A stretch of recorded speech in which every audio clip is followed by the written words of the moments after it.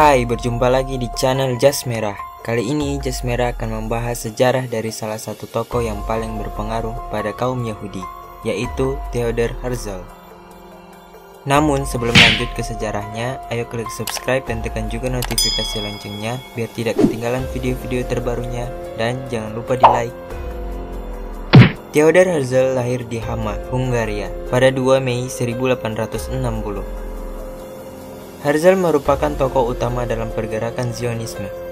Saat ia masih tinggal di Jerman, ia dididik dalam semangat pencerahan Yahudi dan juga mengapresiasi budaya modern. Herzl secara khusus disebutkan dalam Deklarasi Kemerdekaan Israel dan secara resmi disebut sebagai Bapak Spiritual Negara Yahudi.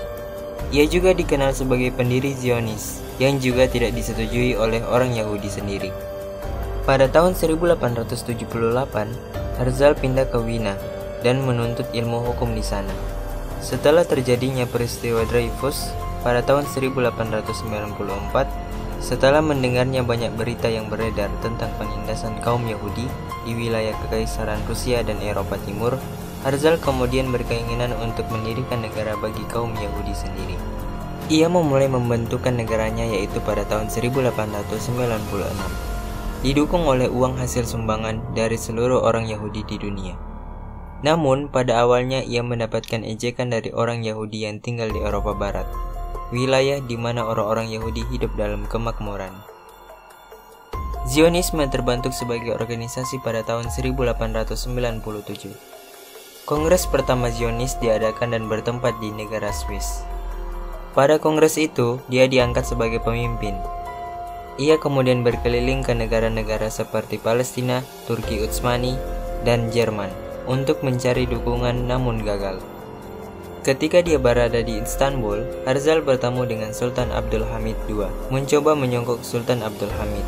Herzl menawarkan uang sejumlah 35 juta lira dan menjanjikan akan membangun benteng pertahanan bagi khilafah Turki Utsmani dan juga melunasi hutang-hutang di luar negeri, dengan balasan agar supaya sang sultan akan mencabut larangan bagi Yahudi untuk menetap di Palestina.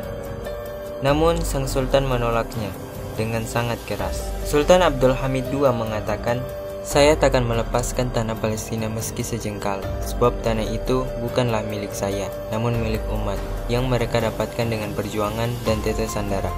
Simpanlah uang kalian. Bila khilafah hancur dan musnah suatu hari, sesungguhnya kalian bisa mengambilnya tanpa sepersen pun uang yang kalian bayarkan untuk tanah itu. Namun selagi hayat masih di kandung badan, lalu kalian tusukkan pisau di jasad saya, sesungguhnya itu lebih mudah bagi saya daripada saya harus menyaksikan Palestina terlepas dari khilafah Islam. Dan saya yakin ini tidak akan terjadi selama saya masih hidup. Sebab saya tak mampu menahan sakitnya badan saya dikoyak-koyak sedang saya masih bernafas." Setelah itu, Herzl gagal mendapatkan audiensi, tetapi berhasil mengunjungi sejumlah individu yang berposisi tinggi, termasuk Wazir Agung, yang menerimanya sebagai jurnalis yang mewakili New Fresh Press. Herzl mempresentasikan proposalnya kepada Wazir Agung. Orang-orang Yahudi akan membayar utang luar negeri Turki dan membantu Turki mendapatkan kembali pijakan keuangannya, dengan imbalan Palestina sebagai tanah air Yahudi. Sebelum meninggalkan Istanbul, 29 Juni 1896, Herzl diberi medali kehormatan simbolis. Medali itu adalah salib Komandan Ordo Medjiday, adalah penegasan masyarakat bagi Herzl dan dunia Yahudi tentang keseriusan negosiasi. Herzl pun kembali dan memikirkan cara lain untuk merebut Palestina, namun selalu gagal saat Sultan Abdul Hamid masih menjadi khalifah. Beberapa tahun kemudian negara Khalifah Turki Utsmani hancur oleh arus nasionalisme Turki yang dibawa oleh Mustafa Kemal Pasha. Herzl pun mencoba pergi ke Inggris untuk mencari dukungannya di sana. Ia bertemu dengan Joseph Chamberlain dan menawarkan daerah Uganda padanya. Namun keputusan itu ditolak oleh aktivis Zionis tahun 1905 pada Kongres ke-7. Theodor Herzl meninggal dunia sebelum cita-citanya terwujud. Ia meninggal pada tahun 1904 karena radang paru-paru dan lemah jantung karena kebanyakan kerja. Cita-citanya pun dilanjutkan oleh para pengikut-pengikut Zionis.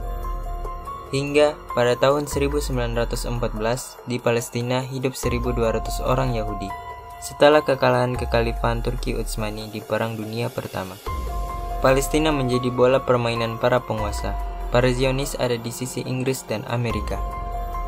Pada tahun 1920, gabungan negara-negara menyerahkan mandat Palestina ke Inggris. Akibatnya datanglah 75.000 lagi orang Yahudi ke Palestina.